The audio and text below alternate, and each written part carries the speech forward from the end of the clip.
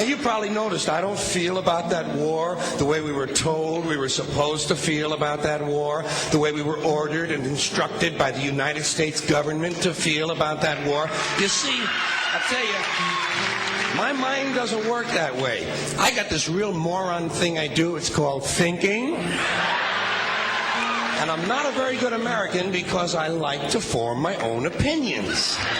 I don't just roll over when I'm told to. Sad to say, most Americans just roll over on command. Not me. I have certain rules I live by. My first rule, I don't believe anything the government tells me. Nothing. Zero. Nope.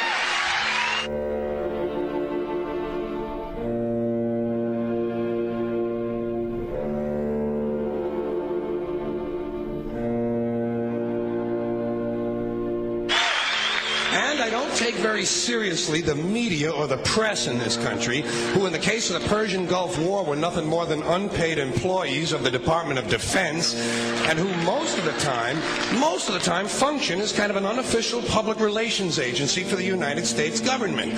So I don't listen to them. I don't really believe in my country. And I got to tell you, folks, I don't get all choked up about yellow ribbons and American flags. Now, to balance the scale, I'd like to talk about some things that bring us together. Things that point out our similarities instead of our differences. Because that's all you ever hear about in this country is our differences. That's all the media and the politicians are ever talking about, the things that separate us, things that make us different from one another.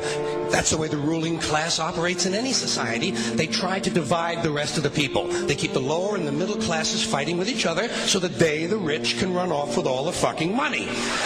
Fairly simple thing happens to work. You know, anything different, that's what they're going to talk about. Race, religion, ethnic and national background, jobs, income, education, social status, sexuality, anything you can do, keep us fighting with each other so that they can keep going to the bank. You know how I describe the economic and social classes in this country? The upper class keeps all of the money, pays none of the taxes. The middle class pays all of the taxes, does all of the work. The poor are there just to scare the shit out of the middle class. Keep them showing up at those jobs. Politicians know that word. They use it on you. Politicians have traditionally hidden behind three things: the flag, the Bible, and children. No child left behind. No child left behind. Oh, really? Well, it wasn't long ago you were talking about giving kids a head start. Head start, left behind. Someone's losing fucking ground here. But there's a reason. There's a reason. There's a reason for this. There's a reason education sucks, and it's the same reason that it will never, ever, ever be fixed. It's never going to get any better. Don't look for it. Be happy with what you got. Because the owners of this country don't want that.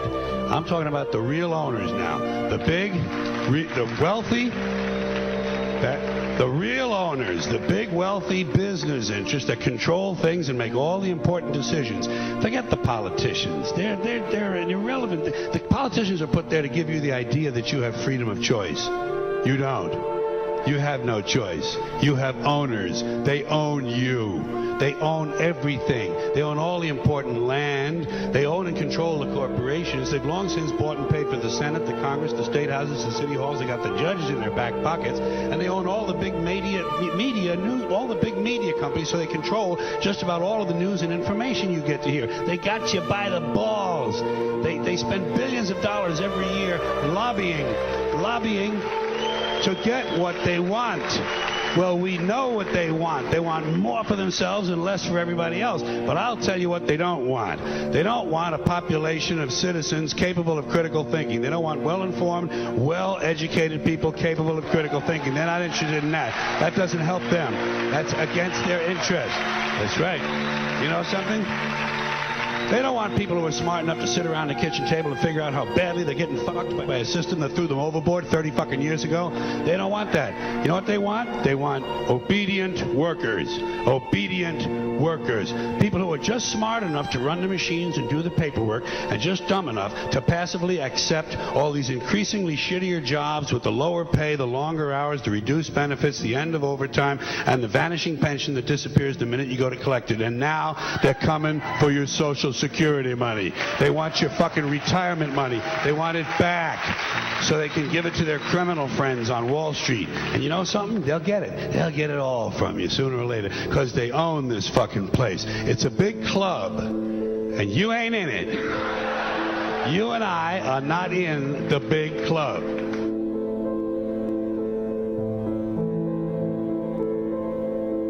The greatest form of control is where you think you're free when you're being fundamentally manipulated and dictated to. One form of dictatorship is being in a prison cell and you can see the bars and touch them. The other one is sitting in a prison cell but you can't see the bar, you think you're free. What the human race is suffering from is mass hypnosis. We are being hypnotized by people like this. Newsreaders, politicians, teachers, lecturers. We are in a country and in a world that is being run by unbelievably sick people. The chasm between what we're told is going on and what is really going on is absolutely enormous. The greatest hypnotist on planet Earth is a oblong box in the corner of the room. It is constantly telling us what to believe is real. Historically, the control and manipulation of political opinion has been the Freemasons' main weapon in gaining control of countries and states. Once in control of the rulers and politicians of a country, laws and political structures could be changed in accordance with their agenda. However, since restricting the body does not necessarily mean restricting the mind, the Freemason recognizes that their plan for a global government hinges completely on subduing the masses to their agenda, and thus eliminating opposition to their cause. And the greatest threat to their plan, posing more danger than any army or law, is the threat of a free-thinking mind. In order to eliminate this threat and to achieve their objective, the Masons have set about the boldest plan ever devised: the complete control of every aspect of human life, your life. And the weapons they are using against you are in your very homes, entertaining you and your children, and gradually indoctrinating you without you even realizing.